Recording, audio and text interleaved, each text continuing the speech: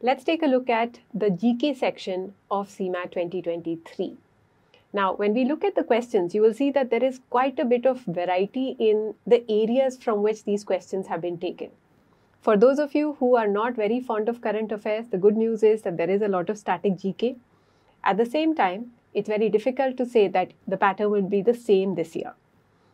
Wherever possible, I am also going to add some additional information related to the question. Now, of course, I'm not sure if this information will come into handy, but maybe you will learn a little bit more than you already do. So, with that in mind, let's start with our first question. The first question is asking us who was chosen as the first Satyagrahi to launch the individual Satyagraha in 1940. Most of us have heard about the Satyagraha movement, but we don't really know about the individual Satyagraha. So this is a little difficult for a lot of people. So I'm going to tell you what this movement is all about. So in 1940, the individual Satyagraha was launched, and this was supposed to allow people to protest against the British at an individual level instead of coming together as a group. And Vinoba Bhave and Pandit Jawaharlal Nehru were nominated as the first and the second Satyagrahis. So keeping this information in mind, obviously we are going to be picking option 4, Acharya Vinoba Bhave.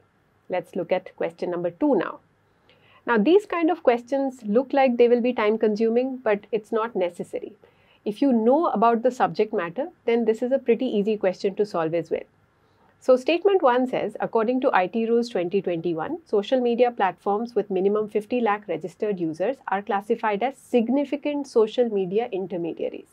Of course, for us to know whether the statement is correct or incorrect, we need to know about these rules. So let's take a look at what these rules are all about. So first of all, we need to understand that these guidelines were meant to regulate social media platforms, digital media platforms, and OTT platforms. Look at the second point here, and you will find that statement 1 in fact is true because the social media intermediaries with registered users above 50 lakh are in fact categorized as significant social media intermediaries. So we can say that statement 1 is definitely true. Now let's look at the second statement. OTT platforms cannot upload content which is adult and explicit in nature. Well, while this might seem like it could have been true, if you look at the data, you will see that OTT platforms are supposed to categorize this content according to age ratings, and they are supposed to provide for some degree of self-regulation. But nowhere does it say that they're not allowed to upload content that is adult or explicit in nature. So statement 1 is true, but statement 2 is not true, which is why our answer should be option 3. Now question 3 is a sports related question. Who among the following sports persons was appointed as the Vice Chancellor of Delhi Sports University? First of all, a lot of us may not be aware that such a university exists. So let's get to know a little bit more about it. So this was established as a state university in 2020. And it's supposed to have the goal of promoting more Olympic gold medalists. How is it going to do that? It is going to run and administer multiple Delhi sports schools from grades 6 to 12th. So we are going to try and nurture talent from a very early stage onwards. It is also supposed to give the right combination of academics as well as a sports related curriculum so that people don't have to choose either or. So on the whole, it seems like a pretty good idea. But the question obviously is very specific. Who is the Vice Chancellor? So let's take a look at each of these names. PT Usha, the first option, is actually a pretty well-known name. However, the answer to this question is Karnam Malleshwari. Karnam Malleshwari is the first woman Olympic medalist of India. She won the bronze medal for weightlifting at the Sydney Olympics, and she's the one who's been appointed the Vice Chancellor of this university. But let's take a look at who the others are as well. Again, it's good to know information. PT Usha here is a pretty well-known name. She used to be an Indian sprinter. When I say used to be, she's now retired. She won 4 gold medals and 7 silver medals in the Asian Games. In the Olympics, she didn't do too well, but she's still one of the earliest known people that we sent outside and did really well on India's behalf. Let's take a look at the second option here. Abhinav Bindra, again pretty well known, and the reason is that he won a gold medal in the 2008 Beijing Olympics. He won this for men's shooting, and this was very special for us because he is one of the only 2 Indians to win an individual Olympic gold medal. I would encourage you to find out who the other person is. Let's take a look at the 4th name here. Colonel Rajyavardhan Rathore sounds very impressive because he is a multifaceted person. He won the silver medal in shooting in the 2004 Athens Olympics. Now, this was India's first ever individual medal in the Olympics. So, this was also pretty special. As I said, this is good to know information. We know what our answer is. It is option 3, Karnam Malleshwari. Now, this is a pretty specific question and I won't really be able to add too much to this. In November 2020, the Union Cabinet gave its nod to merge which 2 banks? Now, we need to simply know which these 2 banks are. There's really no way for us to figure it out. But if you did in fact follow the news, you would learn that it was Lakshmi Vilas Bank with the Indian subsidiary of the DBS Bank of India. So the reason for the merger primarily was that Lakshmi Vilas Bank was facing a financial crisis of sorts, and there was a 1-month moratorium placed on withdrawal of deposits because the bank may not have been able to return all the money that the borrowers had placed in the trust of the bank. And this merger was a way out, and after that the moratorium was lifted. So the answer here is option 3, Lakshmi Vilas Bank with DBS Bank of India. Now here we have a quote and we need to figure out who might have said it. So to some extent this does lend itself to guesswork, but honestly I would not, because there is negative marking. The statement here is, so long as the millions live in hunger and ignorance, I hold every man a traitor. Who have been educated at their expenses pays not the least heed to them. So this is a statement that shows a lot of concern for the people who are suffering in India. If we look at all of these names, however, it could be any one of them. So we need to talk about who said this. It was Swami Vivekananda, and let's find out a little bit more about him before we move on to the next question.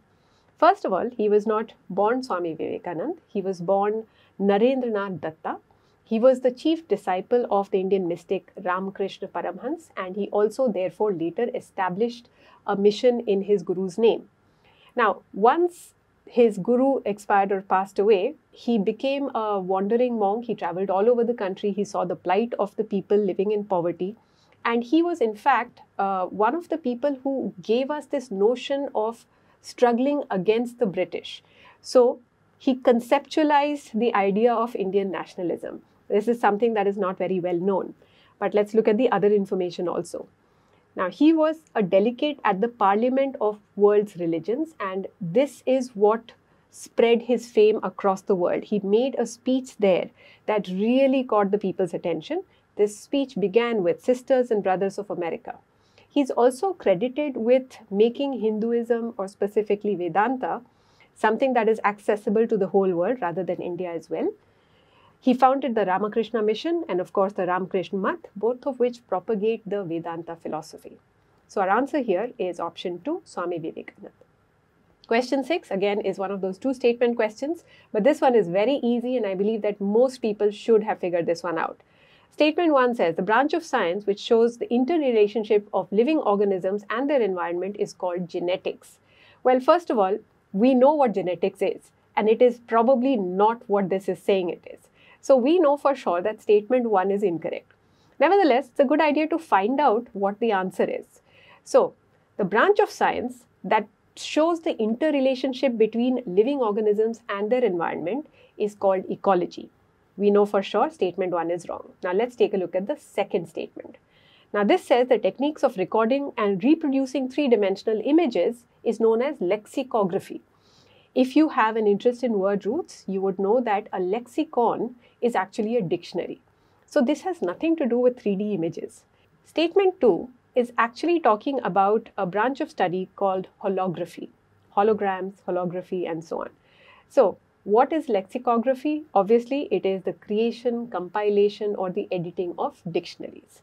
So we can say that both the statements are false, which means that our answer should be statement 2. Let's take a look at this question. It's pretty specific. And I know that it's not possible for us to memorize all the Nobel Prize winners across the decades. So this is actually a pretty random question because it asks about the Nobel Prize in 2009. So the question is, who among the following is a structural biologist who shared the 2009 Nobel Prize in Chemistry for studies on the structure and function of ribosome and is a Padma Vibhushan awardee? You may be able to maybe narrow it down to a few options, but I think on the whole it's a difficult question. The answer is option 2, Venkataraman Ramakrishna, also known as Venki Ramakrishna. So he is a British-American structural biologist. However, he is a person of Indian origin in the sense that he was born here. He shared the Nobel Prize in Chemistry with 2 other people, and their names are here on the screen in case you want to learn them as well. Question 8 asks us, the author of the book, The Struggle in My Life is, again, you can pick the answer only if you know the answer, and the answer is option 2, Nelson Mandela. But let's find out a little bit more about him. So here are some good to know facts. Nelson Mandela was a South African anti-apartheid activist, politician and statesman. He's pretty famous, also a little bit controversial, so I encourage you to find out a little bit more about him. Now, he was the first president of South Africa from 1994 to 1999, and he was the first black head of state. He was elected in a fully representative democratic election. Now, why is this important, and why am I saying fully representative democratic election? Because for a long time, specifically up to the 1990s, South Africa and even Namibia for that matter, they used to follow a policy of apartheid. Literally, this word means apartness. This was a policy that segregated people on the basis of race. So I know it sounds really strange to us now, but it was institutionalized. It was a part of their system for a long time. This governed relations between the white minority and the non-white majority of South Africa. For example, there were rules to dictate who could work where, how they would be educated, where they would be educated, and where they could probably live based on their race, which of course is pretty unfair. So Nelson Mandela was one of the people who struggled against the system all his life. He was jailed for many, many years, and therefore the name of the book, The Struggle in My Life, is quite apt. So the answer here is option 2, Nelson Mandela. Here we have a fairly expected question on geography. Which of the following Indian rivers are part of the peninsular river system? So of course I can give you the answer straight away, but let's learn a little bit more about the peninsular river system. So first of all, it does comprise some diverse rivers. So whatever facts I'm presenting do not apply to all of them. However, on the whole, the reason it's called the peninsular river system is that it originates from the peninsular plateaus and hills of India. So of course, we also have the Himalayan river system, which has a slightly different origin. Now, most of these originate within the Western Ghats and they flow towards the Bay of Bengal. Some of them also flow towards the Arabian Sea. So as I said, the same information does not apply to each and every river that is a part of the system. But this is just to help you locate in your head as to why we are clubbing these rivers together. Now, what is important about these rivers is that they are all pretty old and a lot of them have reached the mature state. They are non-perennial and they are mostly rain-fed, which means that during the monsoons, the water level in these rivers reaches pretty high. The major rivers are named here: Mahanadi, Godavari, Krishna, Kaveri, Narmada and Tapi or Tapti. So if we have this data, then it's very easy to answer this question. We just have to look at the names and we know that only 2 of these names are part of the peninsular river system. So our answer is going to be C, Narmada and E, Tapi, which is why we will have to pick option C.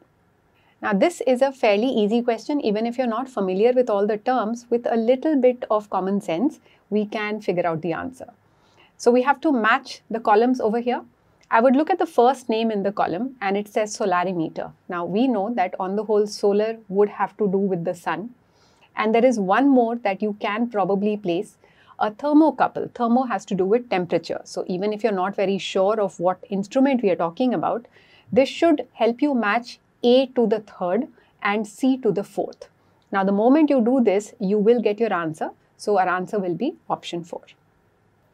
Now here we have a match the columns question based on sports. In the first case, we are describing certain people, and in the second column, we have the names. So if you are aware of any of these names and their accomplishments, it should help you solve this question. Let's take a look at the first description.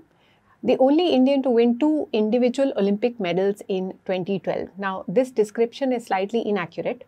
The person that we are describing did win 2 medals. However, he won 1 medal in 2008 and the second medal was won in 2012.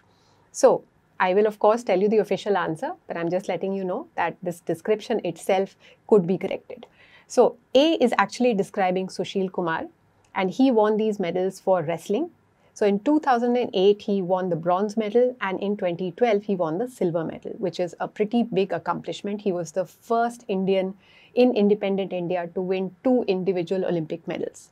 Nevertheless, his career trajectory did not really go so well and he was apprehended for murder and is currently spending time in Tihar jail. So this story does not have a very happy ending. Let's take a look at the second case. The first Indian and the only player from his sports to compete at 7 Olympic Games. This is something that I did not really know and I found out. This describes Leander Paes, who of course plays tennis. And if you see, he competed in 7 consecutive Olympics from 1992 to 2016. So B obviously is going to be matched with 1 and A is going to be matched with 4. By this time, you should kind of get your answer, but let's look at C as well. The youngest Indian participant at the 2000 Sydney Olympics describes Abhinav Bindra. He was only 17 when he participated. And of course, he did not win the medal at that time, but he did finally win the gold medal in the 2008 Beijing Olympics for shooting. And D describes a person who is not very famous, also because his accomplishments are not very recent. Nevertheless, they're pretty great. The first Indian to be world champion in any sport. This describes Wilson Jones, and as you can see, he won the Amateur World Billiards Championship twice, in 1958 and 1964. He not only won the Arjuna and the Dronacharya Award, he also won the Padma Shri. So our answer here is going to be option 4. Question 12 is asking us, which of the following Bengali works of fiction is often considered the first political novel in India? Now this is a description of Anand Math. Let's find out a little bit more about it. So, the question tells us obviously that it is a Bengali work of fiction. It has been written by Bankim Chandra Chattopadhyay. The reason that we call it a political novel is that it is inspired by and also set in the background of the Sannyasi rebellion. Now, another reason that this novel is very famous is that the song Vande Mataram was published in this novel. The English translation was titled The Abbey of Bliss, which is a literal translation of Anand Math. So, our answer here is obviously option 1. Now, question 13 is asking us which of the following is true. A lot of us don't really know too much about the history of Buddhism in India, but from looking at this, it does not seem to be a very peaceful history. Let's take a look at the facts. Now, A says the Turkish killed a large number of Buddhist monks in Bihar. Honestly, there is not much that I can add to this question because then I would have to narrate the entire history. But what I can tell you is that all the facts narrated here, A, B, C, D, E, all of them are in fact true, and therefore our answer is going to be option 4. Here we have another geography question. The first statement tells us Nilgiri Hills connect eastern and western Ghats. So if you know about this, then you might know that this in fact is correct. Let's take a look at statement 2. Satpura Hills connect eastern and northern Ghats. Now this statement is not supposed to be true. So the Satpura range is a range of hills in central India. It parallels the Vindhya range to the north, and these two east-west ranges divide the Indian subcontinent into the Indo-Gangetic plains and the Deccan Plateau. So, statement 2 in fact is inaccurate, which is why our answer is going to be option 3. Statement 1 is correct, but statement 2 is incorrect. Now, this looks like it should be a pretty easy question. Which of the following are the names of the actual coronavirus variants? Now, most of us are familiar with some of these names. For example, alpha and beta. We may not be sure of, for example, gamma or kappa because the delta variant was pretty deadly and therefore we did come to know about that as well. What we need to understand here is that there were many different mutations of this virus and therefore there were many different variants. Not all of them affected Indians, not all of them were found in all countries, but there were many. For example, we definitely know about the delta variant, we know about the Omicron, but there are many more names. So here, all of these variants in fact did exist and therefore our answer is going to be A, B, C, D and E. Now here we have a question based on the Constitution of India. Who can dissolve the Lok Sabha before the expiry of its normal term of 5 years? We know that every 5 years we are supposed to elect a new government and therefore the Lok Sabha is supposed to be dissolved. But who can do so before the normal term? We have to understand that the President of India actually is a pretty powerful position, and it is the President who, on the advice of the Prime Minister, can dissolve the Lok Sabha before the normal term. The President can also dissolve the Lok Sabha if he or she or they feel that a viable government cannot be formed. So, the answer to this one is going to be option 3, the President on the recommendation of the Prime Minister. Question 17 may be a little tough because a lot of us don't really know too much about the insurance sector in India, and one of the reasons for that is that it's not very well developed. Statement 1 says the performance and potential of insurance sector is assessed using insurance density as an indicator. And the second statement says that the performance and potential is assessed using insurance penetration as an indicator. If we were guessing, we might think that one of these statements would be true, but in fact, both of these matrices are used to assess how well developed the insurance sector is in any particular country. So we can figure out what these terms refer to. Insurance penetration refers to the percentage of insurance premiums to GDP. So it will obviously be a percentage. Insurance density is the ratio of premiums to population. In other words, it is the premium paid per capita. So both of these are indicators of how well the insurance sector is doing, and therefore we should say that both statement 1 and 2 are correct. Here we have a question on the judicial system of India. So we're going to examine each statement and decide whether or not it is true. A says that there can be a maximum of 20 judges in the Supreme Court of India. This statement is inaccurate because in 2019, the sanctioned strength of judges for the Supreme Court was increased from 30 to 33. And this was in the light of the fact that there are many cases pending before the court. So A is definitely not true, which means that our options can be narrowed down to 2 and 4 only. So let's examine B. B, in fact, is true. Judges of the Supreme Court do retire at the age of 65 years. Let's look at C. We know that there is a lot of pendency of cases before most of our courts, and Allahabad High Court, in fact, is one of the largest courts in India, and C is true. The highest number of pending cases are to be found at Allahabad High Court. D, however, is not true. The least number of cases are not at Karnataka High Court. It is amongst some of the northeastern states, specifically Tripura, Sikkim and Meghalaya. So D is not true. Let's look at E. There are 29 high courts in India. This number is inaccurate. It is actually 25. Therefore, if I have to choose between 2 and 4, I should choose option 4. B and C are correct.